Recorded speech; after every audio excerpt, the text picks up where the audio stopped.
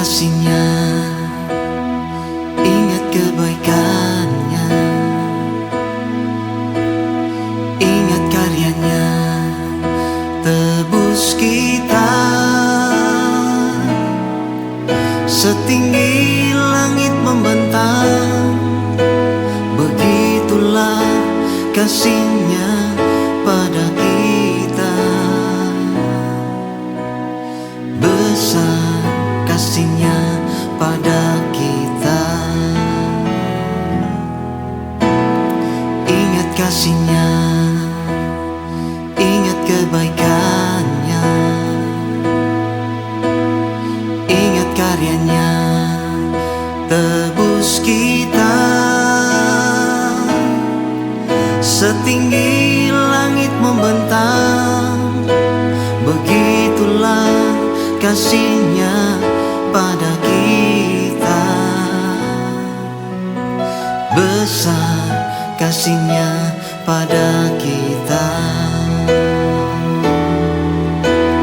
Kan ku ingat kasih-Nya, kan ku ingat karya-Nya. Dia hapuskan segala dosaku, Dia menebus hidupku. Besar kasih-Nya pada kita.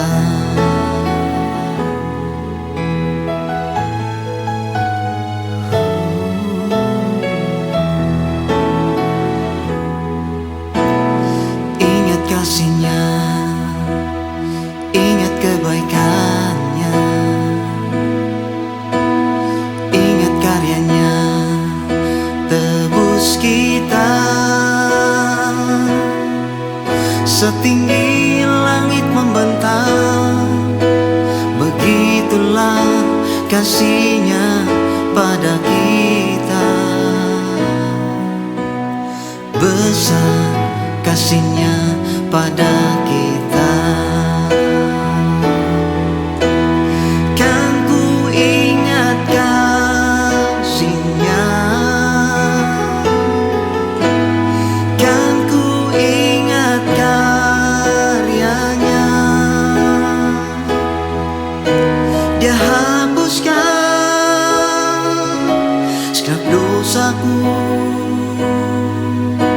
Dia menebus hidupku.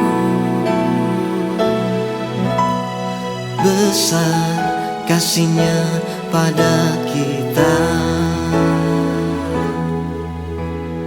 Besar kasih-Nya pada kita.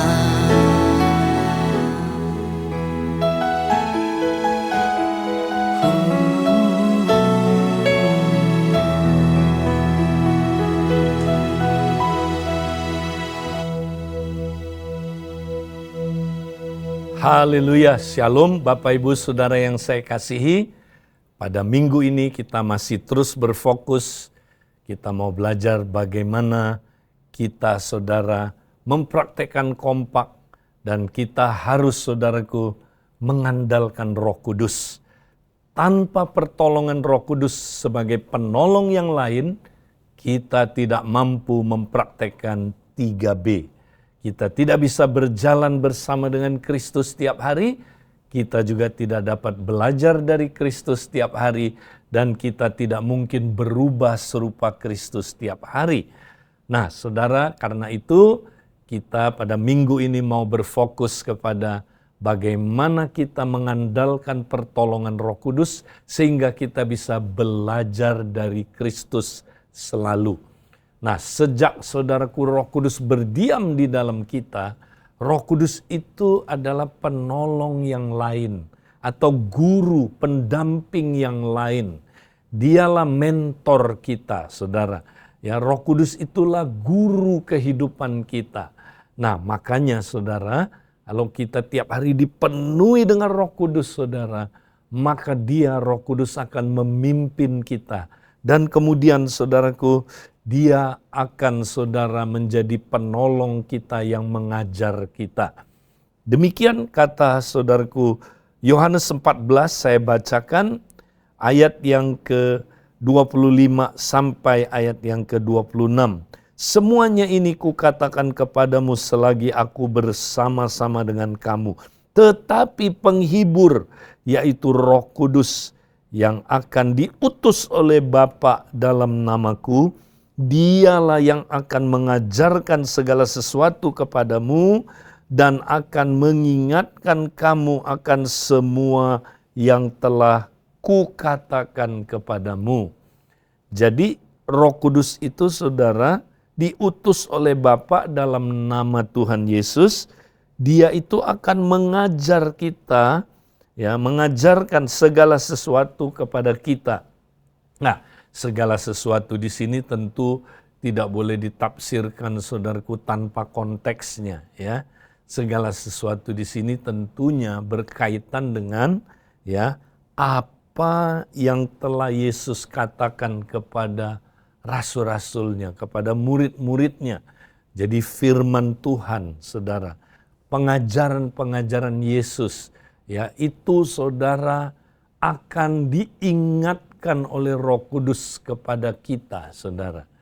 Ya, Roh Kudus itulah saudaraku yang mengajar kita, ya, sehingga saudara kita bisa tiap hari saudaraku pemuritan dengan Tuhan Yesus.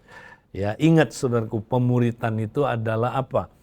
Kita pemuritan itu adalah saudara magang dengan Tuhan Yesus. Masih ingat seorang pemagang, saudara?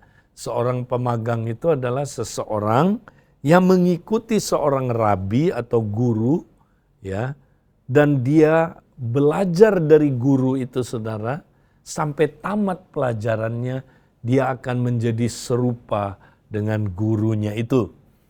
Nah, karena itu saudara, ya, itulah gambaran dari pemuritan. Ya, ketika seseorang mau jadi master chef misalnya, saudara, bagaimana dia belajar menjadi master chef? Dia mesti mengikuti seorang master chef, lalu master chef itu membawa dia kemana, saudara? Ke dapur, ya. Karena belajarnya bukan seperti di kelas secara formal. Belajarnya langsung, saudara, ya, di lapangan, ya, dalam kehidupan sehari-hari. Di situ saudaraku, ya, sang master chef akan mengajar muridnya ini bagaimana memasak, ya. Maka muridnya harus nonton dulu bagaimana, ya, master chefnya mempersiapkan materinya, ya, bagaimana dia memasak. Lalu saudaraku, muridnya ini, saudara, belajar di lapangan bagaimana memasak, ya. Nah, setelah dia belajar mengamati, kemudian dia harus praktek.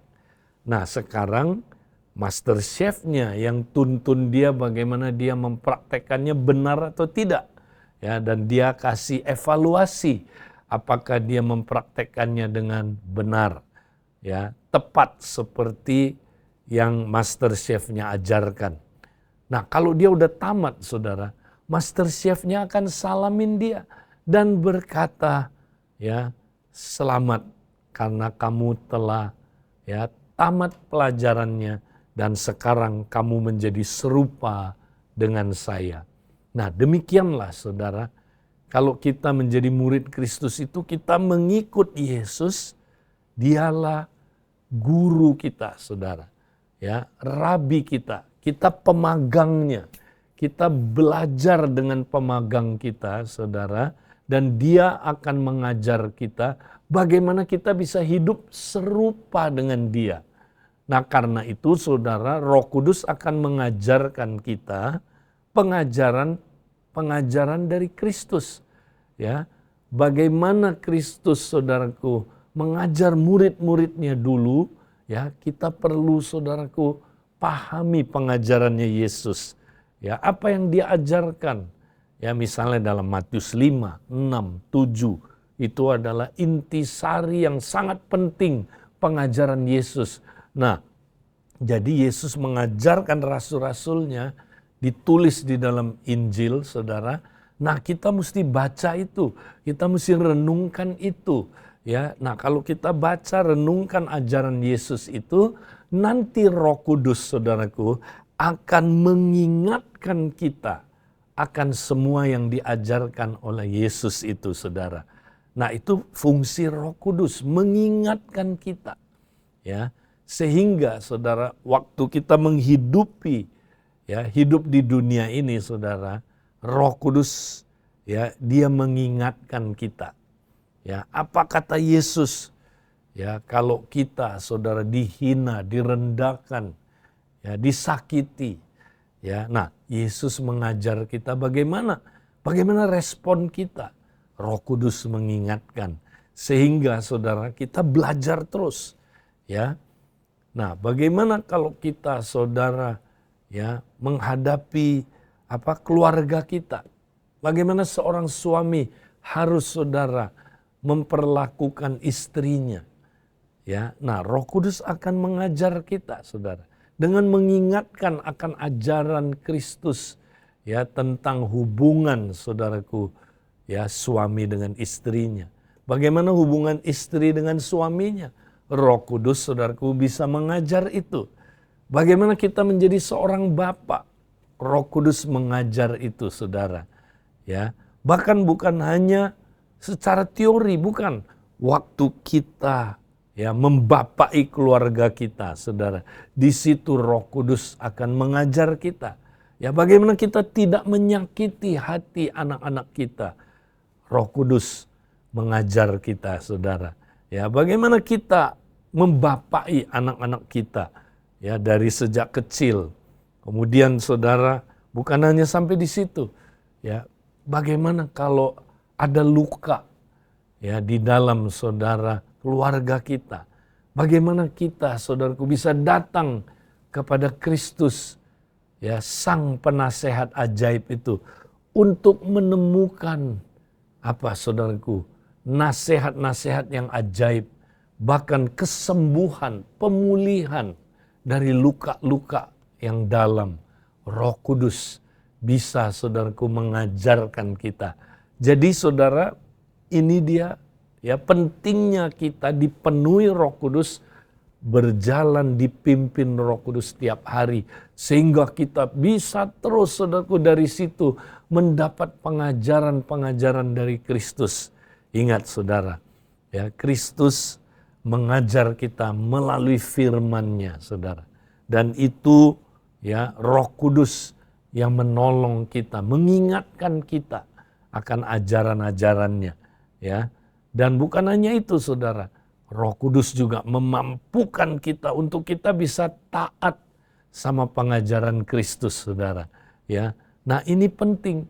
Mari kita, saudaraku, tiap hari, ya, jangan lupa kita dipenuhi dengan Roh Kudus, dipimpin oleh Roh Kudus, sehingga kita mengerti pengajaran-pengajaran Kristus. Dan lewat ini, saudara, kita bisa menjalani hidup kekristenan ini dengan berhasil. Ingat, saudara, tanpa kekuatan Roh Kudus, kita nggak mampu menjalankan kehidupan kekristenan kita. Ada orang bilang gini, Pak Edi, kehidupan kekristenan itu sulit, ya. Ya, saya bilang bukan sekedar sulit, tapi mustahil dipraktekkan dengan kekuatan kita. Makanya kita perlu pertolongan Roh Kudus. Ingat, Roh Kudus itu disebut roh kasih karunia, saudara. Ya, jadi kalau kita penuh Roh Kudus, saudara, seperti gereja mula-mula, penuh dengan Roh Kudus, dikatakan begini, saudara. Maka mereka semua hidup dalam kasih karunia yang berlimpah-limpah. Wow, kalau kita penuh Roh Kudus, saudara, kita berlimpah-limpah dalam kasih karunia. Sehingga, saudara, kita bisa mempraktekkan, ya, perintah-perintah Tuhan yang mustahil dipraktekkan dengan kekuatan kita. Ya, mustahil. Tapi melalui pertolongan Roh Kudus, kita mampu menjalankan perintah-perintah Tuhan dengan kasih karunia Tuhan. Ya, makanya, saudara, mari kita semangat terus ya mempraktekkan saudaraku gaya hidup murid, yaitu selalu belajar dari Kristus dan tidak boleh tanpa pertolongan Roh Kudus, saudaraku. Mari kita tetap semangat. Praktek B yang kedua, belajar dari Kristus dengan pertolongan Roh Kudus. Tuhan memberkati kita. Amin.